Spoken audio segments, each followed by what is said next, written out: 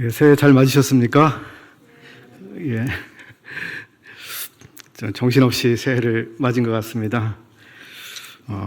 새해라고 해서 저희들 마음을 좀 새롭게 해서 맞이하려고 하지만 어제와 같은 해가 오늘도 뜨고, 어제와 같은 시간이 오늘도 흐르고, 같은 밥을 먹고, 같은 차를 타고, 그렇습니다.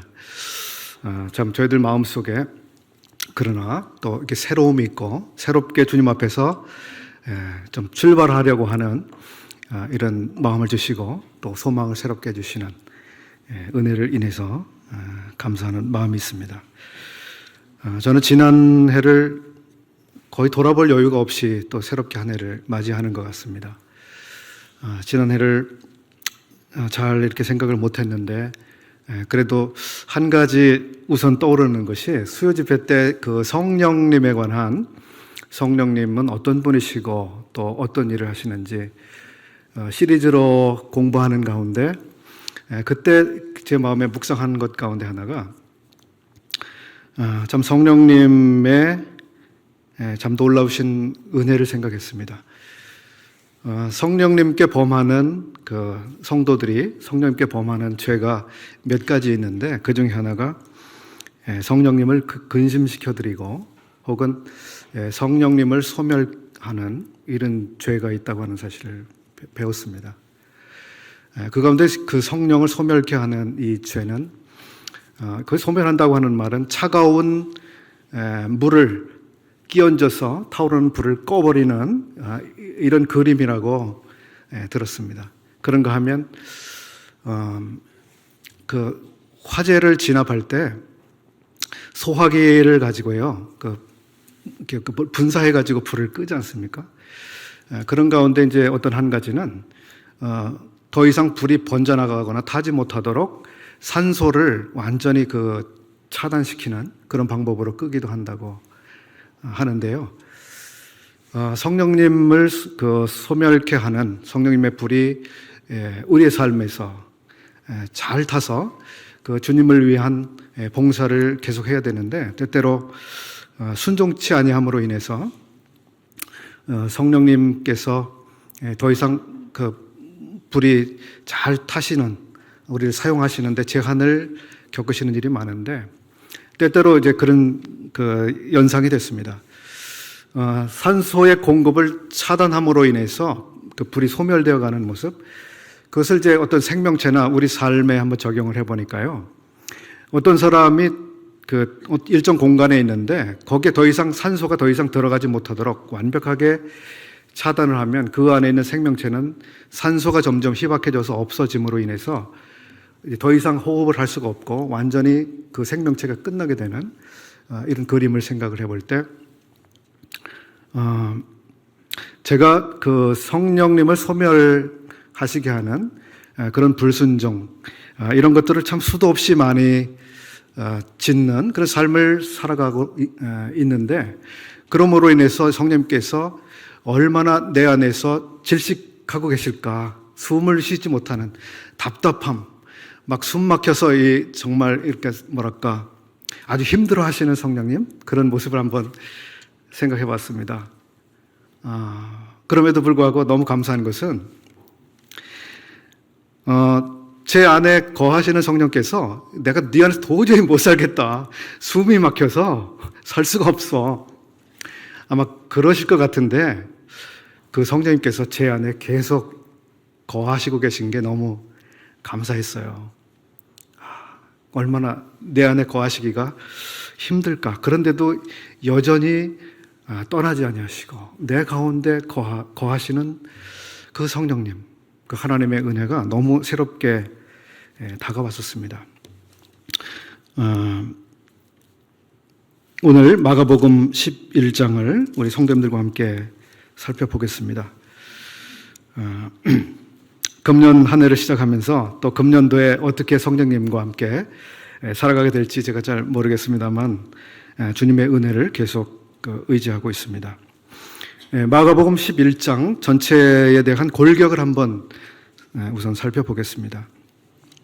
이 마가복음 11장은 우선 예수 그리스도께서 마지막 생애 일주일에 대한 기록입니다.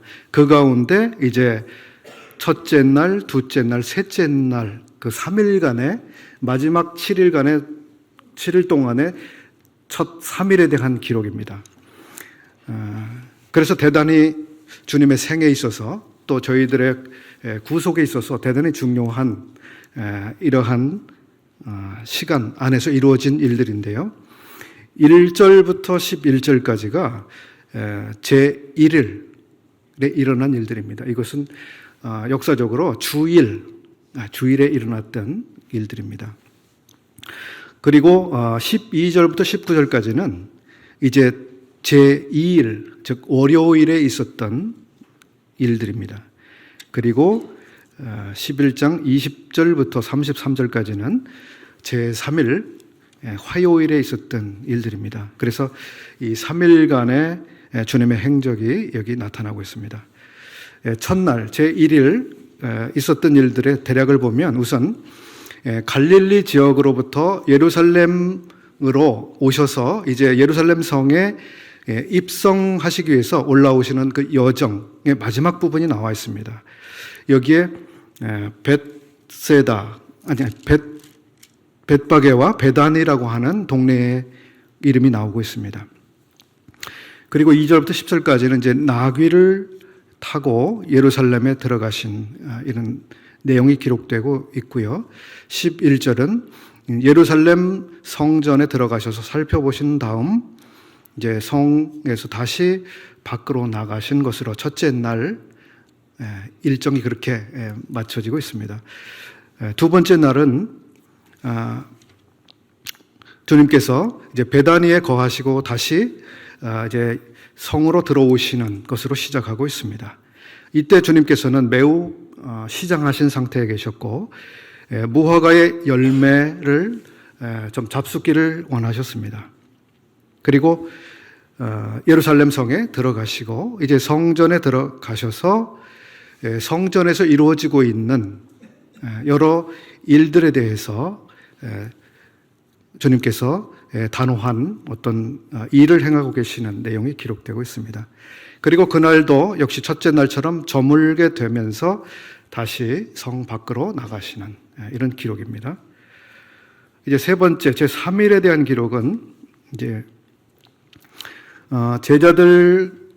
제자들이 이제 무화과 나무 전날 주님께서 무화과 나무를 저주하신 사건이 24시간 뒤에 무화과 나무가 뿌리부터 마른 사실을 제자들이 보게 됩니다.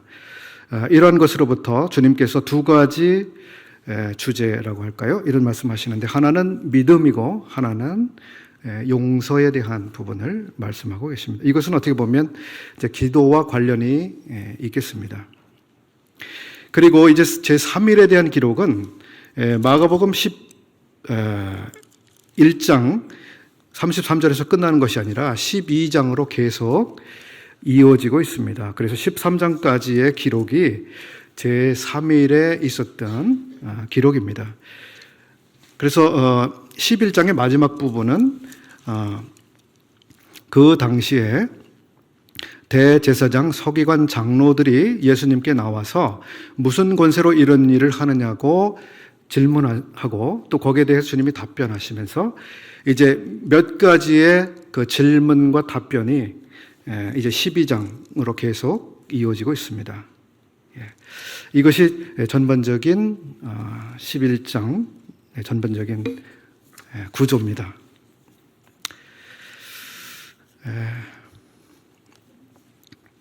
앞에서 말씀드린 것처럼 이제 11장의 내용은 주님께서 이제 마지막 7일을 보내시는 날들의 첫날의 시작을 보여주고 있습니다. 우리 성도님들께서 이제 딱 그 생존하실 수 있는 날이 7일밖에 남지 않았다고 가정을 하시게 되면 나는 이 7일 동안 무엇을 할 것인가 한번 리스트를 한번 적어 보신다면 어떤 내용을 적어 보시겠습니까? 사람들은 버킷리스트라고 해서 자기 생에 남은 날 동안 자기가 해야 될 일, 하고 싶은 일을 10가지든 20가지든 이렇게 적는 이런 것을 통해서 남은 삶을 보다 계획적으로 살아가려고 하는 이런 것을 하기도 합니다. 주님께서 이 7일 동안에 대한 버킷리스트를 가지고 계셨을까요? 그거 잘 모르겠습니다. 제가 알기로는 주님의 버킷리스트는 하나였던 것으로 생각합니다. 오직 한 가지였는데 그것은 아버지께서 우리 주님께 주신 일을 평생에 걸쳐서 이루고자 하시는 그 한 가지 목표를 가지고 계셨는데 이 남은 7일 동안은 그 주님의 뜻이 성취되어가는 이 최고조의 상황이라고 우리가 볼 수 있겠습니다. 아주 긴장감이 있고요. 위기가 최고조에 달하는 이런 분위기 속에서 이 7일이 진행이 되고 있습니다. 그러면 우리 11장 1절부터 조금 자세하게 내용을 좀 보도록 하겠습니다. 첫날 1절부터 9절까지 보시게 되면 여기에 주님께서 예루살렘 가까이 오셨다고 말씀하고 계십니다. 예루살렘으로부터 약 3.2km 정도 되는 3km 정도 되는 지역이라고 합니다. 그러니까 3km면 우리가 걸어서도 금방 갈 수 있는 그런 정도의 거리가 되는데요. 베다니에 이르셨습니다. 그리고 제자들을 보내시고 나귀를 풀어서 끌고 오라고 하는 이런 분부를 하십니다. 그리고 제자들이 두 사람이 나귀 새끼를 풀어서 끌고 오게 되고요. 그 상황 속에서 어떤 사람들이 나귀 새끼를 왜 끌고 가려고 하느냐라고 하는 질문이 있게 되고요.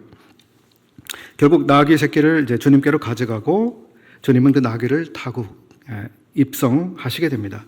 사람들은 호산나 하면서 맞이하고 아주 환영을 하고 있습니다. 이 단락에서 그 제 마음에 이렇게 다가오는 부분은 나귀에 대한 것입니다. 나귀라고 하는 짐승. 주님께서는 이 나귀를 풀어서 끌고 오라고 하셨고 친히 나귀를 타셨는데 이것은 스가랴서에 예언된 예언의 성취라고 하는 측면에서도 볼 수 있지만은 왜 주님께서 굳이 나귀라고 하는 짐승을 타셨는가? 이 점에 대해서 스가랴서 9장 9절은 미리 밝히고 있습니다. 시온의 따라 크게 기뻐할지어다 예루살렘에 따라 즐거이 부를지어다. 보라 내 왕이 내게 임하시나니 그는 공의로우시며 구원을 베푸시며 겸손하여서 나귀를 타시니 나귀의 작은 것 곧 나귀 새끼니라. 이렇게 스가랴가 예언한 대로 주님께서 그 나귀를 타고 입성하셨는데요. 이 나귀를 타고 입성하신 것에서 주님이 보여주시는 것은 주님의 겸손이죠. 그분은 겸손이시다. 왕임에도 불구하고 나귀를 타셨다. 구약 성경 몇 군데를 떠올려 보니까 이 나귀라고 하는 짐승은 그 당시 사회에서 짐승들 가운데서도 매우 값어치가 덜 나가는 어떻게 보면 하찮다고 할 수 있는 그런 짐승이었습니다. 창세기 32장 13절부터 15절을 보니까 야곱이 자기 형과 이제 모종의 화해를 도모하기 위해서 자기의 짐승들을 구분해서 형에게 보내려고 하는데 이렇게 구분을 하고 있습니다. 야곱이 거기서 밤을 지내고 소유 중에서 형 에서를 위하여 예물을 택하니 암염소가 200, 수염소가 20, 암양이 200, 숫양이 20, 전나는 낙타 30, 암소가 40, 황소가 10. 여러 짐승들의 목록이 지나갔습니다. 그리고 맨 나중에 나오는 것이 암나귀가 20이요 그 새끼 나귀가 10이라. 이렇게 순서가 그렇게 정리되어 있습니다. 그러니까 나귀는 맨 마지막에 나오고 있고요. 그 새끼는 또 그보다 더 나중에 나오고 있는데 우리 주님께서는 바로 짐승들 가운데서도 맨 나중으로 취급받는 그런 짐승을 타고 입성하셨죠. 이 장면은 욥기서에서도 보게 되는데요. 욥기 1장 3절을 살펴보면 그의 소유물은 양이 7천, 낙타가 3천, 소가 500, 그리고요 암나귀가 500마리이며 이렇게 정리하고 있습니다. 같은 욥기서 42장 12절은 또 이렇게 정리하고 있습니다. 그가 양 14,000, 낙타 6,000, 소 1,000결이, 그리고 암나귀 1,000, 이렇게 순서를 기록하고 있습니다. 여러분 같으시면 무엇을 타고 입성하시겠습니까?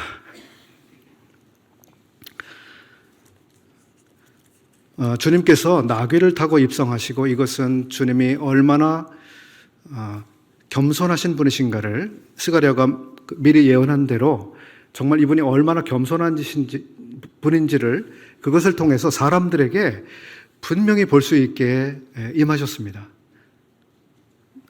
비록 왕이지만 나는 말을 타고 그렇게 입성하지 않고 나귀를 타고 지금 입성하고 있다. 얼마나 내가 온유하고 겸손한지를 다시 한번 주님이 보여주셨습니다. 그래서 그 왕께서 이렇게 겸손하신 분이기 때문에 그 주님이 통치하시는, 그 왕이 통치하시는 그 백성들은 얼마나 겸손한 사람들이어야 할까 하는 생각을 해봅니다. 왕조차도 그렇게 겸손하셨다면 그 백성들은 얼마나 겸손해야 될까? 그런데 뒤에서 보시는 대로 그 나라의 통치자들, 높은 사람들은 얼마나 그들의 마음이 부요해 있었는지, 높아 있었는지 이 왕의 겸손을 그들이 받아들일 수가 없었습니다.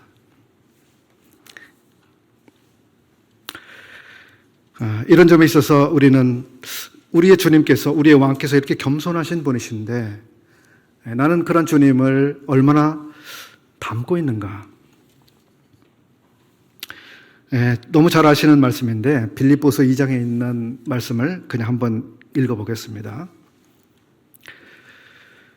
마음을 같이하여 같은 사랑을 가지고 뜻을 합하며 한 마음을 품어 아무 일에든지 다툼이나 허영으로 하지 말고 오직 겸손한 마음으로 각각 자기보다 남을 낮게 여기고, 각각 자기보다 남을 낮게 여기고, 이것이 우리의 왕께서 자신의 왕국에 있는 백성들에게 주님이 기대하고 계시는 모습이죠.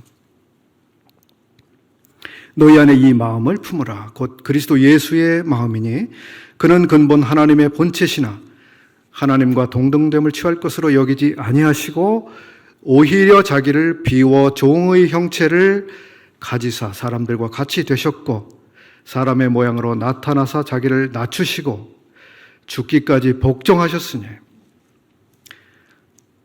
겸손, 낮추심, 복종, 죽으심.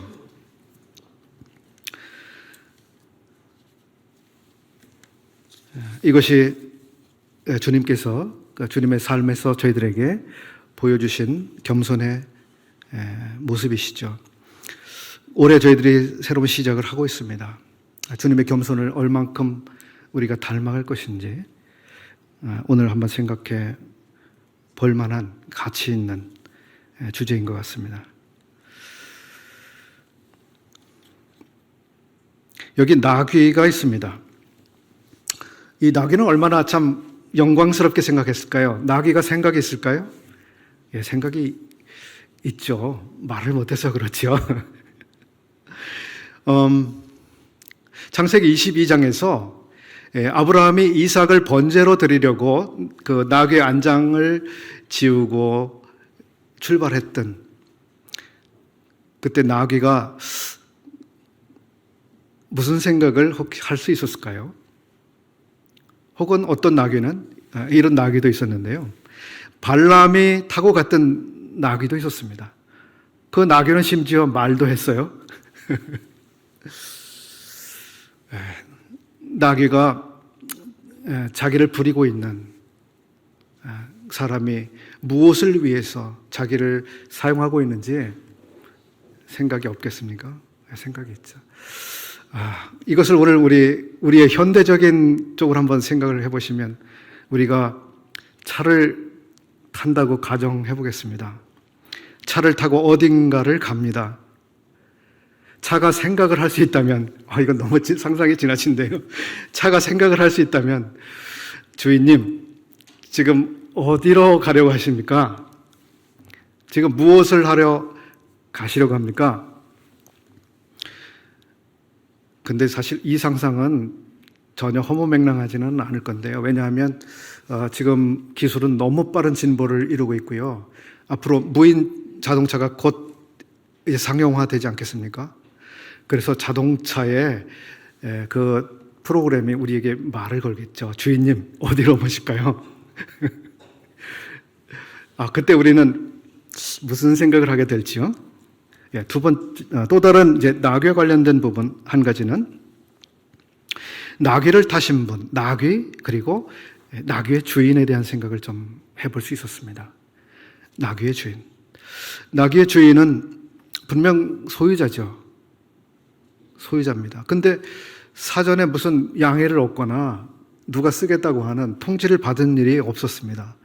벼랑간 누군가 와서 그 나귀, 자기 소유의 나귀를 가져가려 하고 있고, 그때 제자들이 이 나귀를 주님이 필요로 하십니다. 그랬을 때 더 이상 아무 이야기가 없었죠. 주님이 사용하시려고 합니다. 주님이 사용하시려고 합니다. 당신 것을.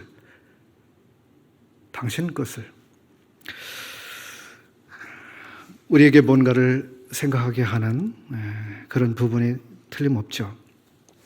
분명 우리 소유라고 생각하고 있습니다. 우리 소유죠. 그럼에도 주님께서 그거 내가 좀 써야겠다, 이런 경우가 있을 수 있지 않겠습니까? 우리의 몸을, 우리의 지혜를, 혹은 건강을, 우리가 가진 것을, 우리가 잘할 수 있는 것을, 그 무엇인가를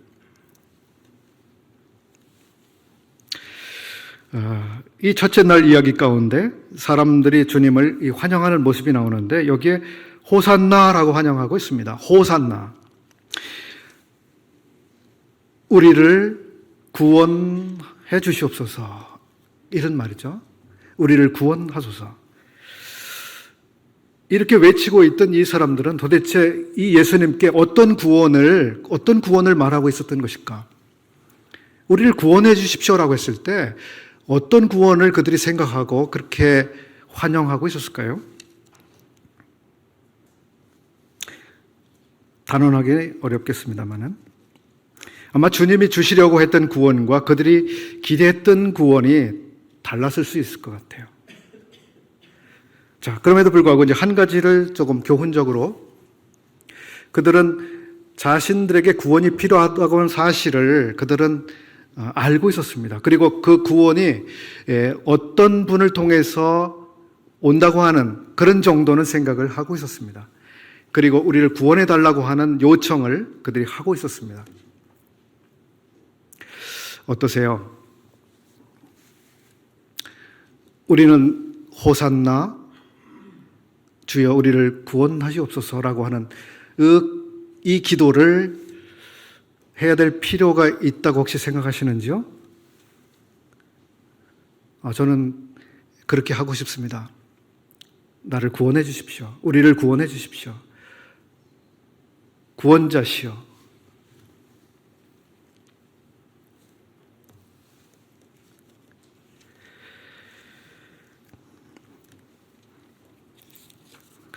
우리의 구원은 이미 우리가 믿을 때에 영생을 선물로 주시는, 그리고 우리의 죄 사함을 얻는 그 구원이 이미 우리에게 주어졌습니다. 전적인 은혜로, 또 예수 그리스도의 값을 대신 지불하심을 통해서 이루어졌습니다. 그럼에도 불구하고 호산나는 우리의 현재적으로, 미래적으로 우리의 구원에 대해서 생각해 보게 하는 그런 단어라고 생각됩니다. 로마서 13장 11절에 이런 말씀을 찾아보았습니다. 또한 너희가 이 시기를 알거니와 자다가 깰 때가 벌써 되었으니 이는 이제 우리의 구원이 처음 믿을 때보다 가까웠음이라. 밤이 깊고 낮이 가까웠으니 그러므로 우리가 어둠의 일을 벗고 빛의 갑옷을 입자. 히브리서 10장 23절 말씀도 찾아보았습니다.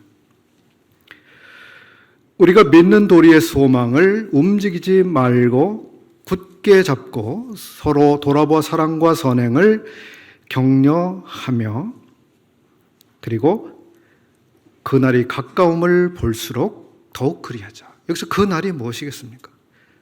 구원의 날이죠. 구원의 날입니다. 우리의 구원이 완성되는 그날, 예수 그리스도께서 다시 오시는 날. 계시록 1장 3절에 다시 이런 말씀을 찾아보았습니다. 이 예언의 말씀을 읽는 자와 듣는 자와 그 가운데 기록한 것을 지키는 자는 복이 있나니 때가 가까움이라. 그래서 저는 매일의 단위에서 주님의 구원을 사모하는 그런 삶을 계속 살아가려고 하는 그런 마음이 있습니다. 그리고 그 구원을 사모하는 마음으로 살아가려고 합니다. 호산나.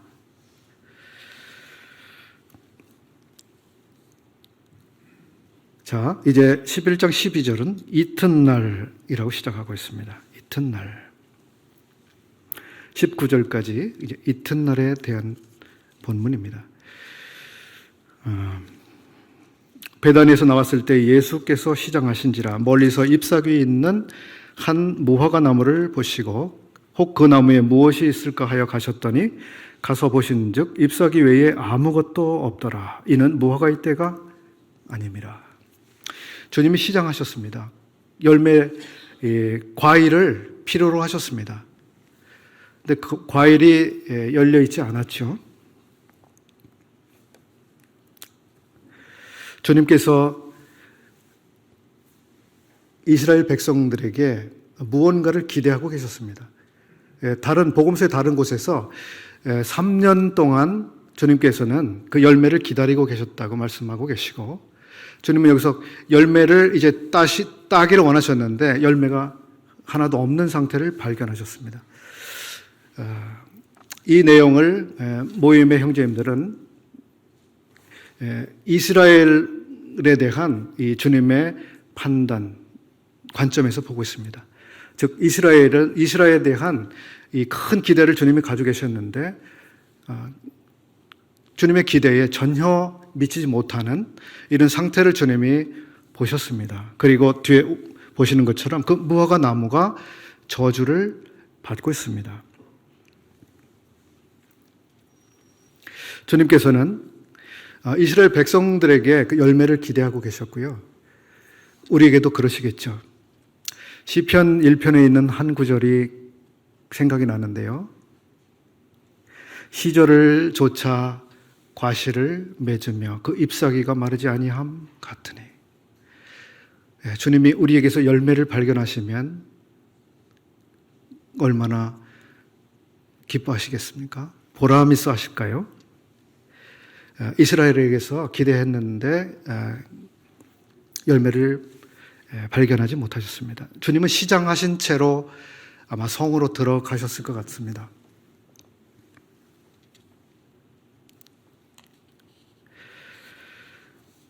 어,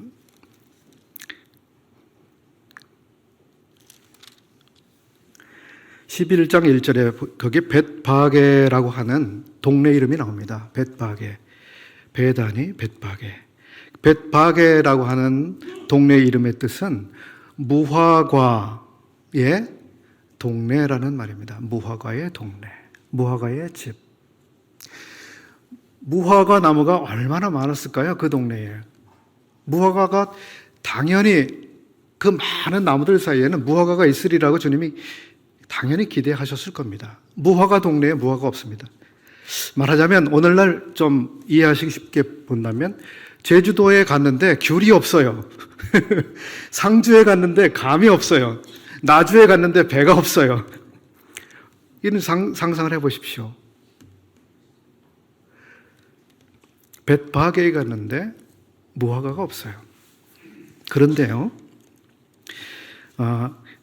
이 무화과가 없는 이 일에 대해서 어떤 분들은 너무 주님이 지나치셨다라고 혹시 누가 생각할지 모르겠습니다.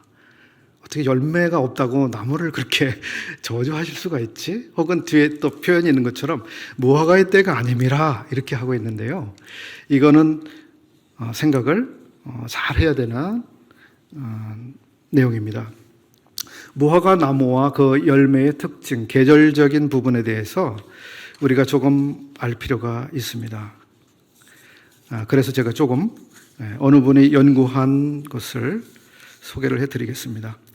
여기 벳바게라고 하는 이 히브리어는 무화과의 첫 열매, 처음으로 열린 무화과를 말하는 단어인 파게, 벳바게에서 바게는 파게라는 히브리어인데 이것은 무화과 나무에서 맨 처음 열린 무화과입니다. 이것은 다른 무화과들이 본격적으로 결실하기 전에 아주 일찍 미리 열리는 열매입니다. 그래서 이 바게라고 하는 무화과의 첫 열매들이 맺힐 때 그 다음에 연속해서 다른 열매들이 풍성하게 맺힐 것을 미리 보여주는 이런 것이기도 합니다. 그래서 이 바게가 없다고 하는 것, 첫 열매가 없다고 하는 것은 그 뒤에 어떤 열매도 맺히지 않을 것에 대한 이런 모습이기도 한 거예요. 그래서 여기 지금 무화과 나무에 잎은 무성한데 첫 열매, 파게가 없기 때문에 주님 보실 때는 이스라엘 통해서 어떤 열매도 맺히지 못할 이런 상태를 보고 계셨던 거죠. 그런데 또 하나는 이 무화과 나무가 그 계절적으로 얼마나 중요한 것이었는지 하는 것입니다. 이스라엘에게는 이제 8월에는 포도가 열리고 9월에는 석류가 열린대요. 10월에는 올리브가 수확됩니다. 그리고 11월에는 대추 야자가 열매를 맺힌답니다. 그러면 이제 12월부터 4월까지 5개월 동안은 이제 아무 열매를, 과일을 먹을 수 없는 계절에 들어간대요. 그리고 이제 4월까지 아무 열매가 없는 그 계절을 이스라엘 사람들이 보내게 되는데, 특별히 가난한 소작인들은 이 여름 과실들을 포도, 석류, 올리브, 대추야자 이런 걸 먹으면서 여름을 보냈는데요. 이제 그 뒤에 4개월 동안 아무 과일이 없는 이런 시기를 보내면서 이 소작인들은 이 과일에 굶주려 있는 이런 상태가 된다고 합니다. 이 부유한 사람들은 여름 과일들을 말리거나 다른 방식으로 저장해서 이렇게 제철이 아닌 때에도 먹을 수 있는데, 가난한 사람들은 그렇게 할 수가 없대요. 그래서 제철이 아닌 다음 때는 이 과일을 먹지 못하는데, 올리브가 맺어지는 때는 이제 제철 과일들이 다 사라지고 이제 5개월, 4월까지 5개월 동안 아무 열매가 없는 그런 시기를 지난 다음에 첫 열매로 사람들이 맛보게 되는 게 무화과였다고 합니다. 그러니까 그곳에 살던 사람들은 무화과가 엄청나게 기다려지는 과일이었던 거예요. 엄청나게 기다려지는 과일. 아마 주님도 그러셨는지 모르겠습니다. 그래서 몇 달 동안 과일 맛을 보지 못한 사람들이 간절하게 기다렸던 과일 무화과인데, 주님께서 무화과 나무 잎이 무성했기 때문에 거기는 반드시 무화과가 있는 게 정상이었던 거죠. 근데 무화과가 열리지 않았습니다.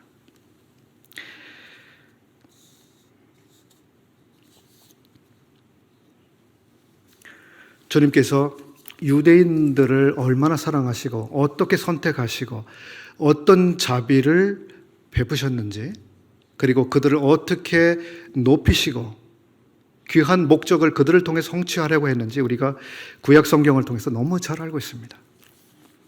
그런데 하나님의 부르심의 목적에 그들은 부응하지 못했습니다.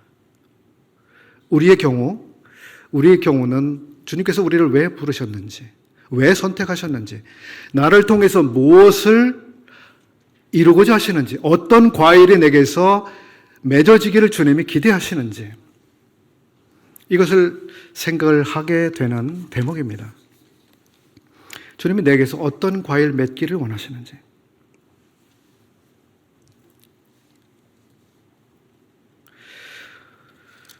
이제 두 번째 날 사건 중에서 이제 15절부터 보겠습니다. 15절부터 19절까지는 여기 기도하는 집을 강도의 구혈로 바꾼 이런 모습에 대해서 주님이 어떻게 하시는지 나타나고 있습니다. 하나님께서는 그 집을 기도하는 집으로, 성전으로, 예배하는 곳으로 그렇게 그 집 사용되기를 원했습니다. 그러나 사람들은 그 집을 아주 다르게 사용하고 있고요. 전혀 다르게 변질시켜 놓고 있습니다.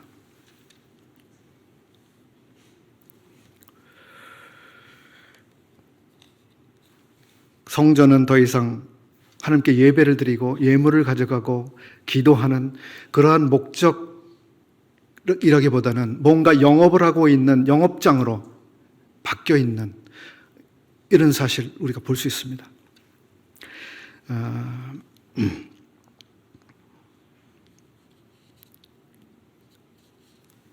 어떤 분이 이 당시에 그 성전의 모습에 대해서 그 연구한 이런 내용을 제가 좀 찾아봤습니다.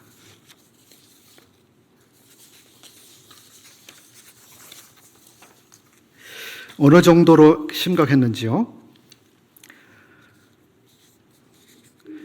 짐 비숍이라고 하는 사람은 당시 대제사장의 수입을 이렇게 환산해 놓았습니다.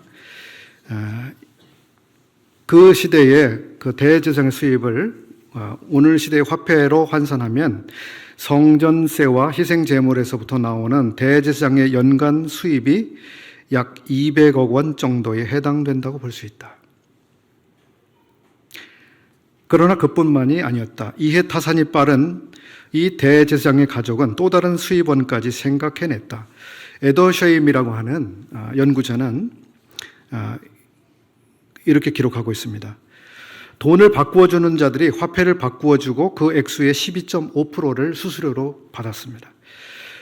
그것이 1년이면 총 대략적으로 70억 원 정도에 해당이 된다고 합니다.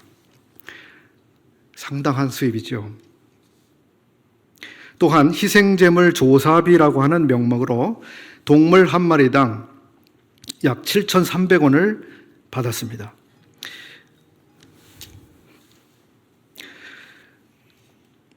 명절 때가 되면 비둘기 2마리 값이 대략 6만 3천 원 정도였다고 하는데요.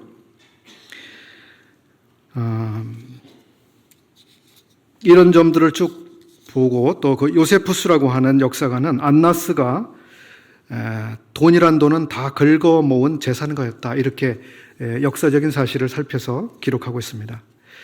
자, 이 성전에서 사람들이 장사하고 강도의 구려를 만들고 있는데 이것이 얼마나 자기들의 영리를 위해서, 자기들의 수입을 위해서 이 성전을 잘못 사용하고 있는지를 우리가 이해할 수 있는 이런 것입니다. 주님이 얼마나 분노하셨을까요? 그런데 이 성전에 대해서 조금 생각해 볼 때,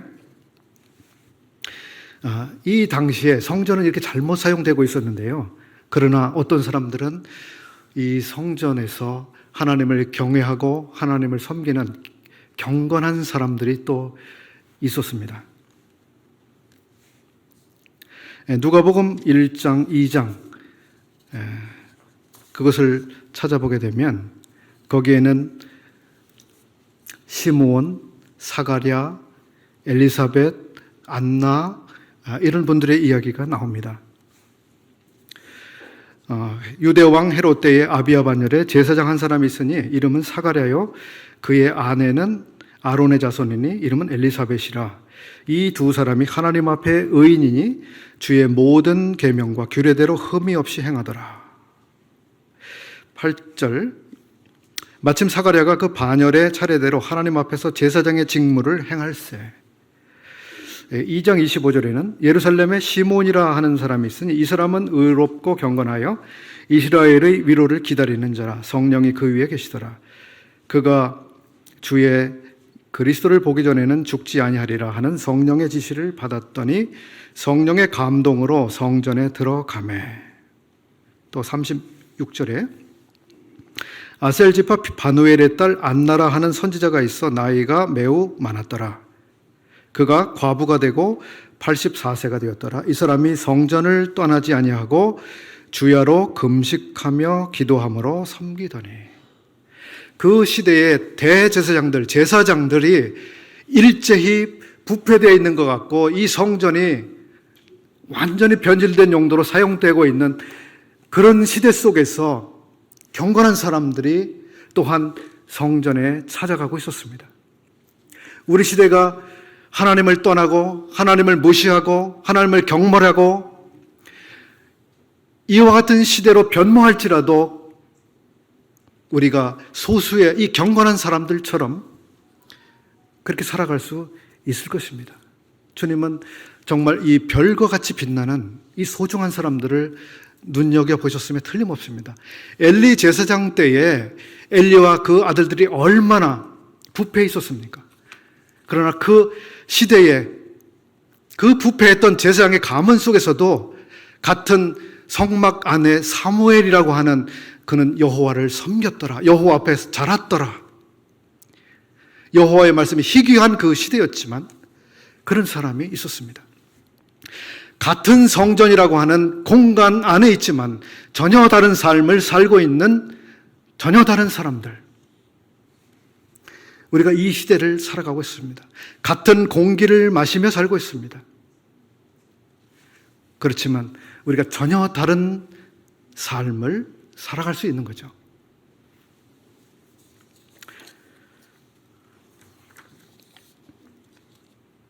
주님께서 그 성전을 그냥 두실 수 없었습니다. 주님께서 사람들을 쫓아내셨습니다. 어떻게 보면 오늘날로 말하면 영업 방해 행위를 한 겁니다. 영업 방해 행위. 그랬기 때문에 27절에 있는 것처럼 대제사장들, 서기관들, 장로들이 와서 가로되 가로되 무슨 권세로 이런 일을 하느냐라고 하는, 오늘날로 말하면 이거 검찰에 가거나 법정에 가야 될 이런 일이었죠. 주님께서는 기도하는 집을 깨끗게 하는 일을 하셨습니다. 주님께서 그렇게 하셨을 때 이 그날의 지도자들이 당돌하게 와서 묻고 있습니다. 무슨 권세로 이런 일을 하느냐고. 그들이 이런 질문을 하는 것이 아니라 그들이 회개했더라면 얼마나 좋았을까 하는 그런 아쉬움이 남습니다.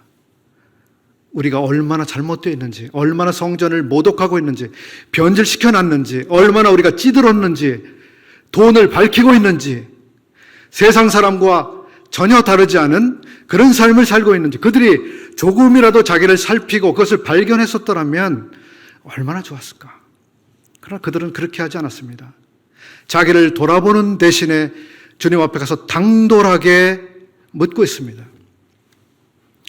주님이 참 놀랍게 지혜로운 대답을 하고 계시죠.